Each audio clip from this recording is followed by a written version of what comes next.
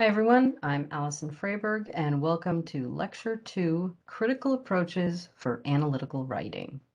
Let's dive in. What we need to start with always in any kind of writing project is understanding your purpose. What's your objective? What are you trying to achieve? What are you trying to do? And that's always a relationship between you, the audience, and the message you're trying to send. Okay? So with that, I really want to suggest that there's no such thing as writing.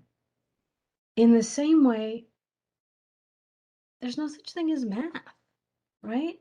There's algebra, there's trigonometry, there's calculus, there's geometry, there's linear equations, there's multiplication, subtraction, addition. There's all kinds of math you can do. But if you just say do math, it doesn't really mean much. In the same way that if you just say, oh, I'm just writing, it doesn't really mean much. There is, however, writing to fulfill a purpose. In the same way, you're going to use different mathematical techniques and principles to achieve a purpose, to solve a problem. And that's what you're doing when you're writing. You're solving a problem. What do I mean by this? I mean, are you writing to summarize something? Are you writing to evaluate something, to explain, to report, and to analyze? What's your purpose? Now, if you're summarizing something, what you're trying to do is tell people what happened, what the point was, and what happened. So if we're having a class, you can say, oh, well, we all had trouble getting onto Teams, and then we finally did, and then the PowerPoint slides were put up, and the instructor started talking, and then we broke out into groups. And the whole purpose of the evening was to focus on writing as a process. That would be a summary, say, of what happened in a class meeting that focused on lecture 1. If you're going to evaluate something, you're making a judgment about what happened. You're not just telling us what happened. You're basically saying, was that a good class on the writing process? Was it a bad class on the writing process? Was lecture 1 clear or not? Was it effective? Are you able to now apply the concepts? That's an evaluation. You're making a judgment about something's effectiveness. And that's different than just telling us what happened. And if you're explaining, you're trying to make people see what you're seeing, how something works, right? Now, the reason this is so important when you're writing, and you can't just say I'm writing a paper, is because, well, for most of us, they don't send us to assignment writing school, okay? And we'll write things in papers, paper assignments like discuss this or explore that. And if I'm using the word discuss, and I'm really thinking that in my mind that I want you to evaluate, but in your mind, you interpret that as maybe she just wants me to explain things. And you go ahead and explain a bunch of stuff, but I wanted you to evaluate it. Who wins? I do, right? And that's not fair. And yet I still win. So that's it's my fault. I was unclear in the assignment writing if I just wrote discuss or explore, right? If I write explore blah, blah, blah in an assignment, and you think it means to explain it, and I want you to analyze it, or you think it means you want to summarize it, and I want you to analyze it. Well, again, different purposes, right? And you end up doing the wrong thing because it doesn't matter how pretty your sentences are or how awesome your paragraphs are or the great research you found if you're not meeting the purpose. So please make sure you're clear about what your purpose is. And if you're not sure, then you ask the person who's given you the assignment. If you see one of those discusses or explores or even compare, you say, well, am I trying to summarize here? Am I trying to evaluate? Am I trying to analyze? What am I trying to do? And you notice I left the word analyze kind of off there because that's what we're going to be spending the rest of this course on.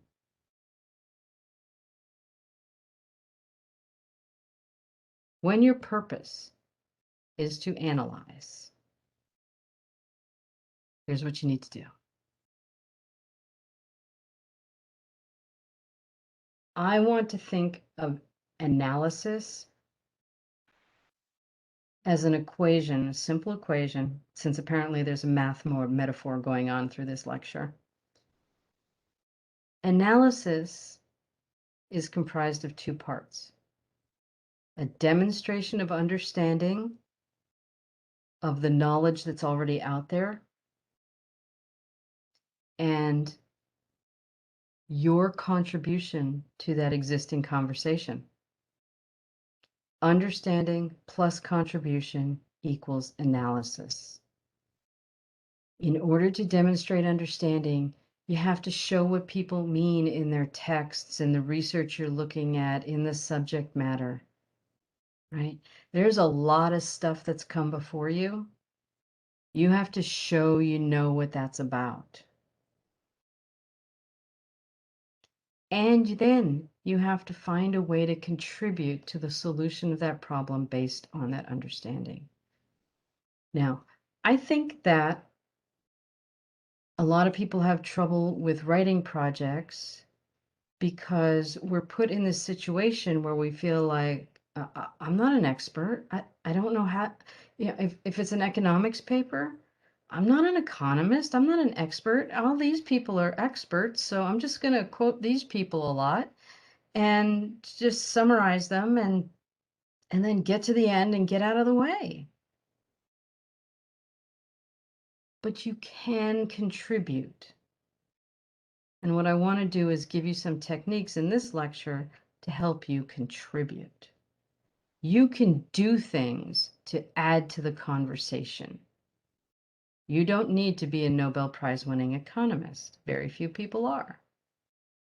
But you can notice things analytically that help contribute to conversation. That's what the rest of this lecture will talk about. We want to think of this a little more casually. Oh, and here's our reference to international programs and study abroad in this lecture. This is a reunion at of the Central Europe 2016 study abroad trip that we took. Everyone's happy, and it was a great evening, let me tell you. But if you think of analysis as a dinner party, what goes on at a dinner party, right? And it's, by the way, this is a dinner party that you're late to because the conversation has been happening long before you got there. That's your academic situation, and that's probably your professional situation as well. So when you arrive at a dinner party late, you got to think, wait a minute, who's there? How do you join the conversation? How do you make a place for yourself at the table? That's what finding a contribution is, right? Now, the first thing you do when you get to a dinner party late is you listen, right? You see who's there, you listen to the conversations that are happening, and then you find a way to join that conversation. And you're not joining the conversation simply by saying, uh-huh, me too, uh-huh, me too, or not saying anything at all, right? You usually find a way to contribute. And that's all that we're trying to do here in terms of analytical academic writing. Now, I know you've had dead-end approaches to analytical essays where you feel kind of trapped and you don't know where to go, and it just ends up in a kind of miserable place. And part of that reason is because we've been taught to start with our thesis, right? We talked about last time. And if we start with a thesis, we're starting with the answer. And you know what happens then, right? The journey, you start with your answer, then you go and find, let's say you need 5 sources in that paper, you go and find 5 sources that back up this thesis that you made up or something you already believed. You found 5 sources that agree with you. In fact, if you ran into sources that didn't agree with that point that you wanted to make, you just ignored them. And you just found the first 5 that backed up what you thought, and then you shoved it in your paper, and then you said, see, I'm right, and you did it a fancy way and made it a conclusion, and then you handed that paper in, and then you got a decent grade, and you never thought of it again.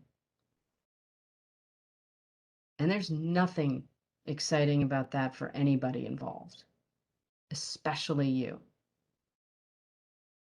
right? And that's, in a way, this kind of paper here that just says, oh, I want to prove X.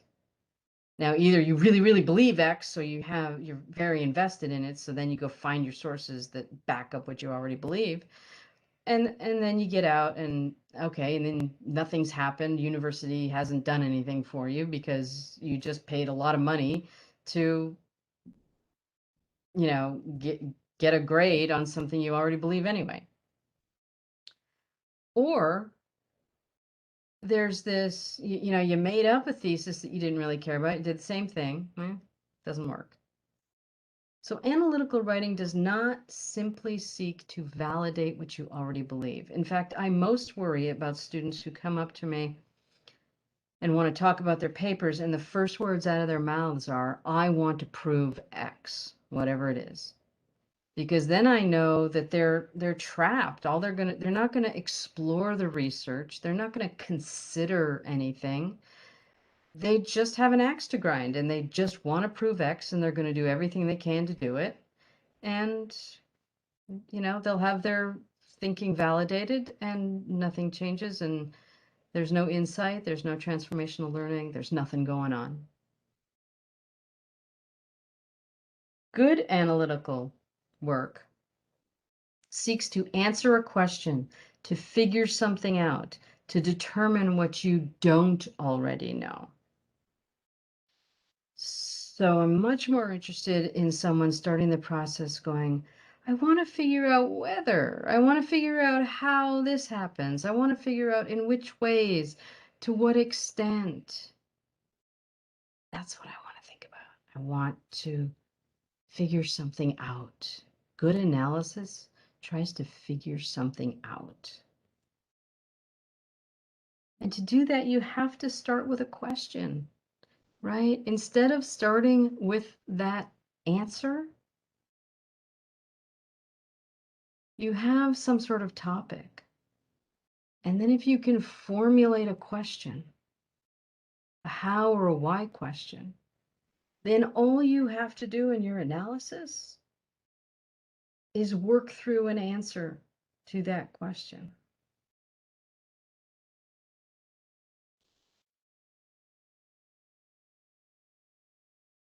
Instead of starting with an answer and then finding all the research that backs it up and then leaving, you have a question, and that question can lead you all sorts of places. It can lead you to conflicting research. It can lead you to debates. It can lead you to places of uncertainty, and those are the best places. And then you arrive at a decision, right?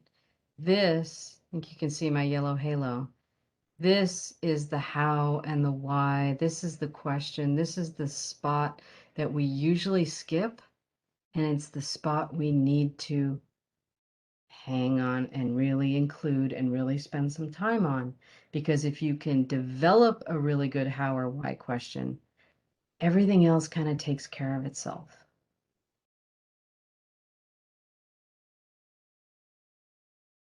So the guiding invitation here is, what do you want to figure out?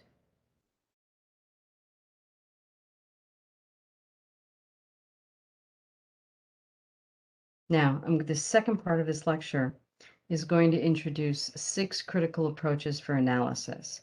And this is kind of a more advanced understanding of analysis. And our preliminary understanding is really about developing a how or a why question that will guide your analysis. That's the most important thing. Here are some critical approaches that generate those how and why questions, that are approaches to them. Let's see where we can go. There's 6. There's one that I call an application, an unexpected similarity, an unexpected difference, an omission, an assumption, and a recuperation. I'm going to go through each one, and then we're going to still come back to the whole. What question do you want to answer? What do you want to figure out? When you're trying to do an application, now this would cover all of these critical approaches. You would choose one upon which to base a paper.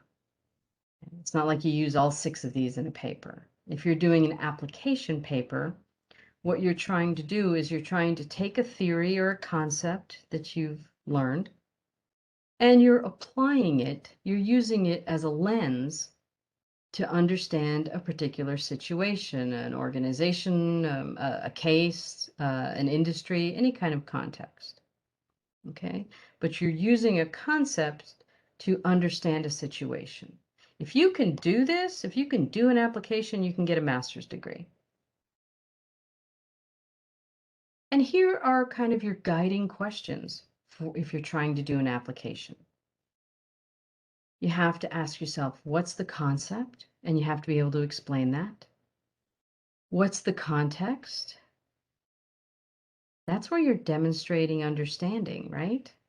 That's when you're showing you know what other people have said. And then you try to figure out how the concept applies to the situation. And then you think about why that matters.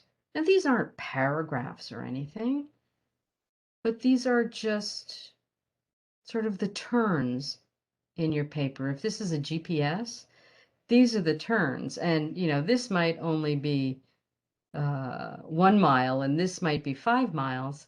But the idea is you're going through these phases in your paper. And this is kind of an organizational structure also. What's the concept? What are you applying it to? How does it apply? And why does it matter? You would use this approach when you, as I said, you're trying to show how a concept affects or alters a situation, right? What does something look like if you take concept X and use that as a lens to read this situation? And why does that matter? That's an application.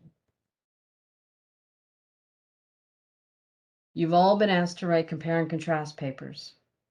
And you've all written these kinds of compare and contrast papers. When you're looking at 2 things, right? It would be like, here are the ways these things are similar. Here are the 3 ways they're different. See, they are both similar and different. In conclusion, blah, blah, blah, blah, blah.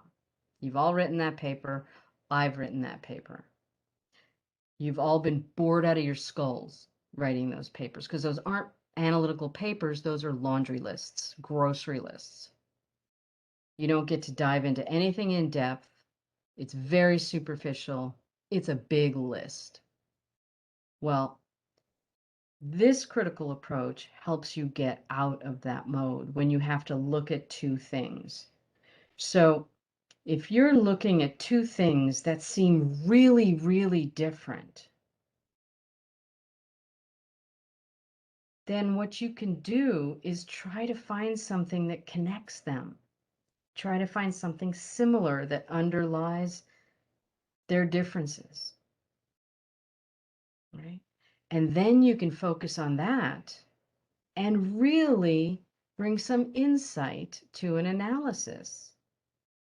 So yeah, you're acknowledging these things are really different, and here are some of their differences, but let's focus in on this similarity that might not be obvious And let's figure out why that matters.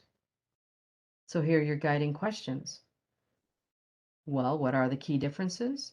What unexpected or hidden, or let's just say not obvious similarity is present? Why is it unexpected? And why does it matter?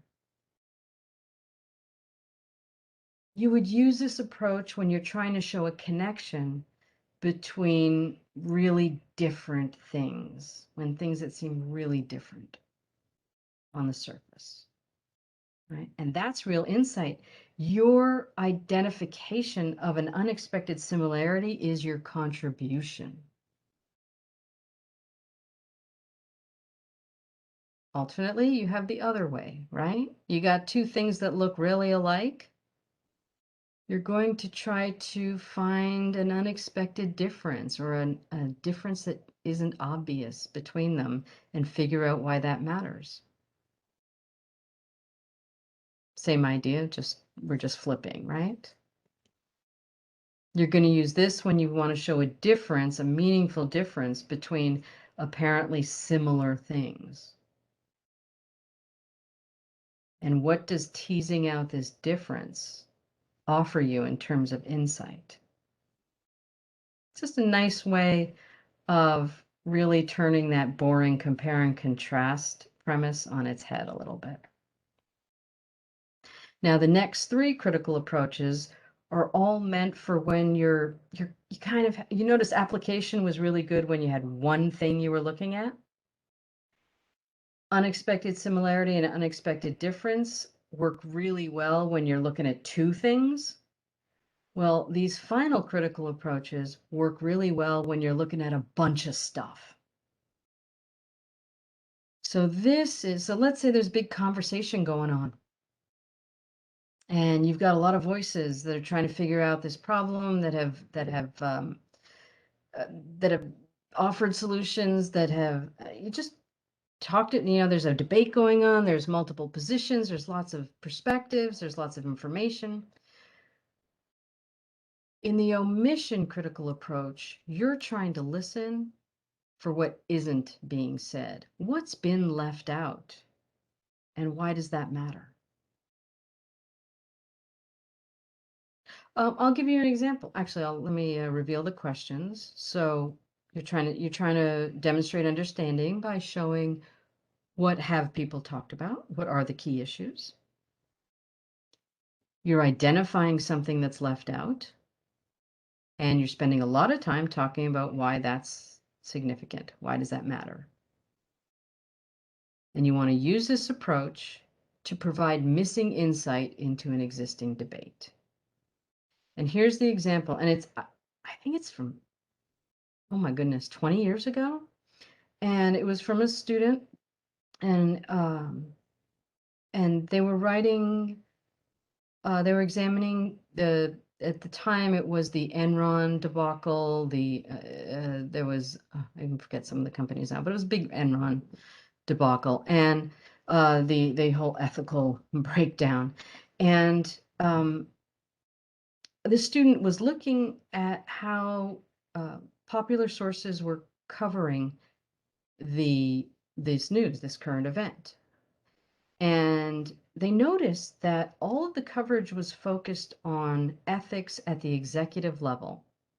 And they said, wait a minute, I think it's what's being left out is a whole discussion of what's happening at the kind of middle management level in terms of ethics. No one's talking about that. Everyone's talking about the executives. And they thought it was really important that we start talking about that middle management level and perspective, because that was going to offer a lot to the conversation. And I thought that was brilliant. I remember it 20 years later. This was a great use of the omission critical approach. What's not being said? Why does it matter? And why should it be said? Little different take on it. Again, whole bunches of things that are in play. And instead of trying to figure out what's been left out, when you're listening and thinking about all the debates that are happening on the topic, Maybe you notice that everyone's taking something for granted. There's I'll go through again, and then I have an example for you. So in this case, if everyone's assuming something, first you want to show that you know what's being dealt with and what their perspectives are. Then you need to identify what's being assumed or taken for granted. And then you need to talk about why it matters that we shouldn't take that for granted. And you want to use this approach to draw attention to an issue when something is taken as a given, but shouldn't be. And you want to halt and ask us to reconsider something. An example of this one is Amartya Sen is in fact a Nobel Prize winning economist, and he wrote an essay. It's a great essay um, and he's looking at globalization historically. And he's writing this at pretty much at about 20 years ago as well, maybe 15 years ago. And he's looking at all the debates around globalization. And he looks at what the pro-globalization position offers. He looks at what the range of anti-globalization positions are talking about. And he notices an assumption that both camps take for granted, or an assumption that both camps make.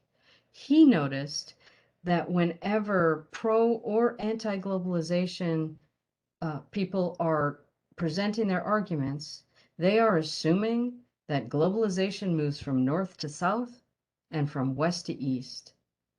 And what Sen does is says, wait a minute, if we take a longer historical view here, we will notice that globalization has moved in all sorts of directions historically over the last 1,000 years.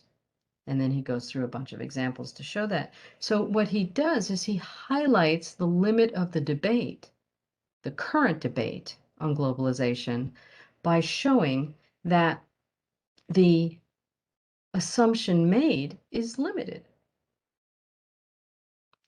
What are people assuming? And why shouldn't they in this case that you're looking at? And our final version is also, again, for when you're looking at a bunch of things. Now, this isn't stuff being left out. This isn't stuff being assumed. This is stuff that's been thrown out. And you don't think it should be thrown out. You think we should reconsider it. So, to show your understanding, you got to talk about what key issues or perspectives seem to be accepted. You have to talk about what has been rejected and by whom. And then you have to spend a good lot of time, because that's your contribution, talking about why should that rejected concept be reconsidered? Why do we need to recuperate this concept, this process, this practice, whatever it is? Why do we need to reconsider it and recuperate it and bring it back in? That's your contribution. And you want to use this approach to draw attention to an issue that's been dismissed, but needs to be reconsidered and reassessed. So let's look at that again. 6 critical approaches. An application, when you're trying to apply one concept to one thing. Unexpected similarity or unexpected difference, when you're trying to find an exciting way to do a compare and contrast paper. And omission, assumption, and recuperation, when you're dealing with a bunch of positions in a debate and you're trying to listen for maybe something's been left out, or maybe all sides are assuming something that they shouldn't, or maybe all sides have pretty much dismissed a perspective or a concept, and you think they ought to bring it back. And again, say one more thing. You would only use one of these in a paper. It would be the organizing principle of your paper, depending on what you're doing. Okay. And above all, let's go back to the beginning and remember that a good analytical paper is one that is motivated by a question, by something you want to figure out. If nothing else from this lecture, please always have this question in mind. What do you want to figure out? All right, I'll see you in lecture 3.